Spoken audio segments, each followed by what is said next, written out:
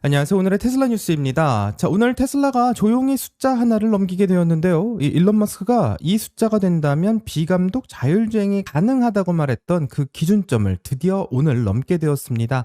자, 근데 문제가 있는데 일론 머스크는 예전에 60억 마일이라고 한 적이 있고 또 그 숫자를 넘겼을 때 슬그머니 100억 마일로 바꾸게 되었는데요. 자, 그러면 이제 100억 마일을 넘긴 지금 이번엔 정말 진짜인지 아니면 200억 마일이라고 말하게 될지 오늘 이 질문을 같이 한번 파헤쳐 보겠습니다. 자, 끝까지 함께 해주시길 바라고요. 그럼 출발할게요.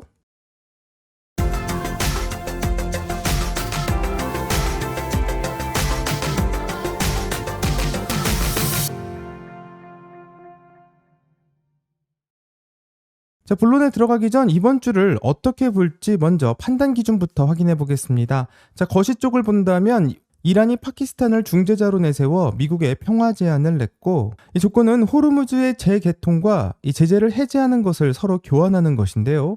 이 트럼프는 이란이 아직 충분한 대가를 치르지 않았다며 이에 대해 일축했고, 이로 인해서 브렌트 유가가 108달러로 일시 좀 하락하기는 했지만 협상 타결 가능성이 낮다는 게 시장이 판단하고 있는 상황입니다. 자, 그래서 고유가 환경은 당분간 지속되지 않을까 생각해 볼 수 있습니다. 자, 이번 주 가장 중요한 경제 지표는 미국 시간으로 금요일 나오게 되는 비농업 고용 지표인데, 예상치가 7만 3천 명인데 지난달 17만 8천 명에서 절반 이하로 떨어지는 수치를 예상하고 있고, 이게 정말로 예상대로 나오게 된다면 경기 둔화의 신호로 읽힐 수 있기 때문에 이 성장주 전반에 압박이 나올 수도 있습니다. 테슬라도 예외는 아니고요. 수요일 ADP 고용과 목요일 실업수당 청구도 줄줄이 나올 것으로 예상되기 때문에 이번 주는 고용지표가 시장의 방향을 결정하는 주가 될 거라 생각하게 됩니다. 자, 이란 협상의 교착 상태와 고용 둔화 예상이 겹치는 이번 주는 테슬라 주가가 올라가기에는 우호적인 환경이 아니라고 생각하고, 오히려 다룰 수 있는 FSD 100억 마일과 같은 펀더멘탈 이야기가 주가를 방어하느냐 방어하지 못하느냐 이런 논거가 될 수 있는 한 주라 생각합니다. 자, 그럼 본론으로 들어가 보도록 하겠습니다. 자, 오늘 테슬라 공식 X 계정에서는 짧은 글이 하나 올라왔는데요. 이 감독판 FSD 모드의 누적 주행 거리가 100억 마일을 돌파했다는 선언입니다. 자, 이게 왜 중요한지 이 타임라인을 한번 보면 좀 이해가 될 수 있는데, 2020년 테슬라가 FSD 데이터를 공개하기 시작했을 때 이 누적 마일이 500만 마일이었고, 2021년 1100만 마일, 2022년 9100만 마일, 여기까지만 해도 좀 숫자가 적다고 생각했는데 2023년부터 갑자기 7억 6100만 마일로 확 뛰더니 2024년에는 30억 마일, 2025년에는 72억 마일, 그리고 2026년 미국 시간으로 5월 3일 100억 마일에 돌파했습니다. 자, 실제로 차트를 보게 된다면 이 곡선이 교과서에 나오는 지수 성장 그래프를 보여주고 있는 것으로 보이고, 2022년까지는 바닥에 붙어 있었지만 2023년부터 기울기가 완전히 바뀌는 것을 볼 수 있습니다. 이보다 훨씬 더 중요한 것은 속도라고 생각하고요. 연초에 하루 1400만 마일을 수집하던 게 지금은 2900만 마일로 2배 이상 빨라졌는데 3초마다 1000마일의 FSD 데이터가 쌓이고 있는 상황입니다. 자, 안전 데이터도 같이 업데이트되고 있는데 FSD 감독 모듈 기준으로 530만 마일당 한 건의 충돌 사고가 일어나고 있고, 미국 평균 운전자가 66만 마일당 3건의 사고가 일어나는 것을 생각해 본다면 약 8배 정도 안전하다라는 수치를 계산할 수 있습니다. 자, 100억 마일이라는 숫자가 왜 특별한지 많이들 궁금하실 수 있는데요. 올해 1월 일론 머스크는 테슬라가 안전한 비감독 자율주행을 달성하려면 실제 주행 데이터 약 100억 마일이 필요하다고 말했고, 이 발언 당시 테슬라는 약 70억 마일 수준이었기 때문에 그 기준점이 얼마 멀지 않았다라는 것을 알 수 있었고, 실제로 이제 그 기준점을 통과하게 되었습니다.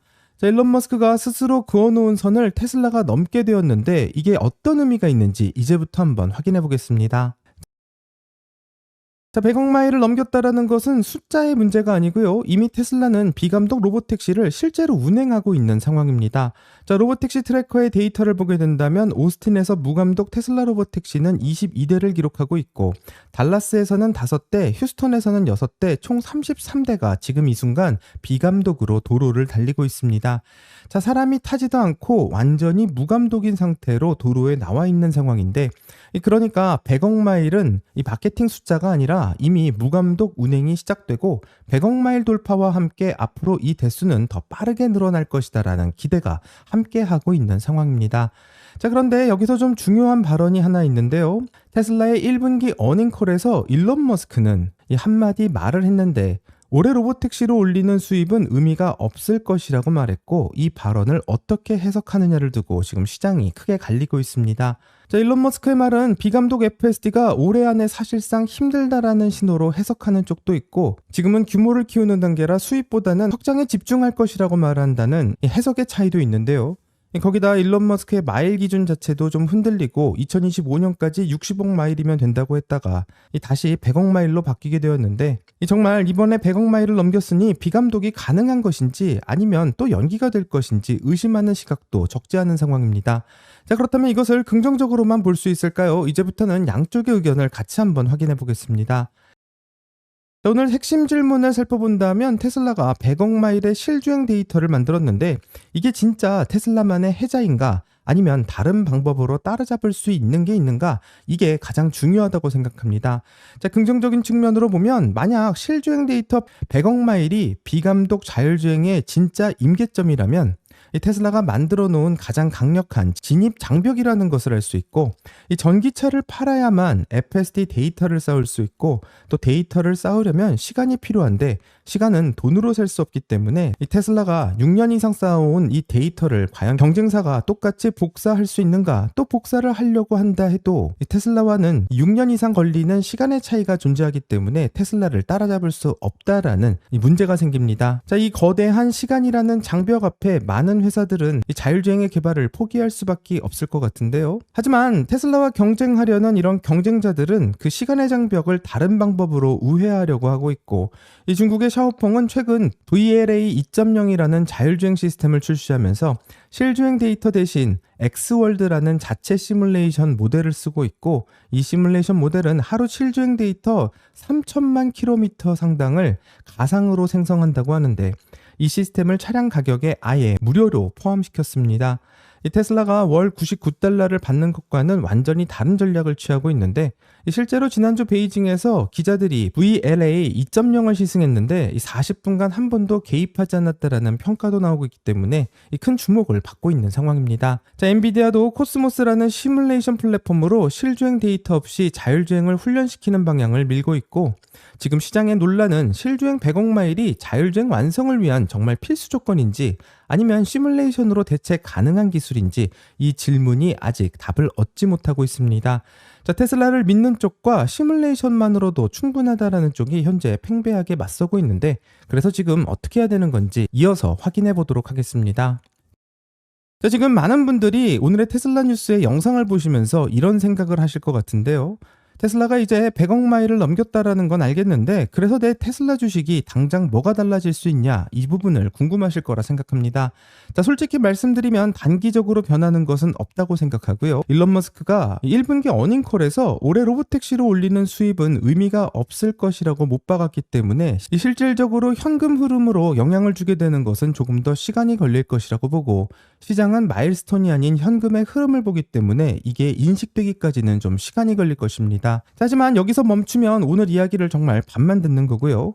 지금 테슬라 FSD 구독자가 정확히 128만 명을 기록하고 있는데, 이게 월 99불 기준으로 연간 약 15억 달러를 만들어내고 있고, 아직 테슬라 전체 차량의 12% 수준밖에 안 된다라는 것을 생각해 본다면 88%가 아직 구독하지 않은 잠재 고객이라는 것을 의미하고 있기 때문에 비감독 FSD가 정말 출시가 된다면 이 88%가 움직일 것을 예상해 볼 수 있습니다. 자, 한번 구독하면 평생 반복되는 돈이 들어오는 구조인데, 이 자동차 한 대 팔 때 받는 돈이 아니라 이 차를 판 뒤에도 매달 돈이 들어올 수 있는 사스 모델로 완전히 전환하는 분기점이 될 것이고, 또 사이버캡도 기다리고 있는데, 이 테슬라의 올해 기가 텍사스에서 사이버캡은 양산을 시작했고 가격은 3만 달러 미만, 마일당 운영비 20센트를 기준으로 설계되고 있습니다. 자, 비감독 FSD가 소비자용으로 풀리고 이 사이버캡은 대량 출시를 하게 된다면 일론 머스크가 말하고 있는 올해 미미한 수준이 2027년에는 완전히 다른 숫자가 될 수 있음을 보여주고 있는데요. 자, 그래서 오늘 테슬라가 100억 마일이라는 이 마일스톤을 지났다라는 것은 일론 머스크가 스스로 그은 이 목표를 테슬라가 넘어섰다라는 사실을 확인할 수 있는 것이고, 이제 앞으로 지켜봐야 될 판단 기준은 테슬라의 FSD가 업데이트된다면 얼마나 실력이 달라지는지, 또 이 달라지는 실력에 의해서 FSD 구독자 수가 얼마나 증가하는지가 이 테슬라가 진짜 자동차 회사가 아닌 AI 회사임을 증명할 수 있는 방향이라고 생각합니다. 자, 오늘 미국 중고 전기차 판매가 전년 대비 27% 증가했다라는 소식도 나오고 있는데요. 이 기름값이 계속 오르고 있는 상황에서 중고 테슬라로 갈아타려는 사람들도 늘고 있다는 뜻으로 해석할 수 있습니다.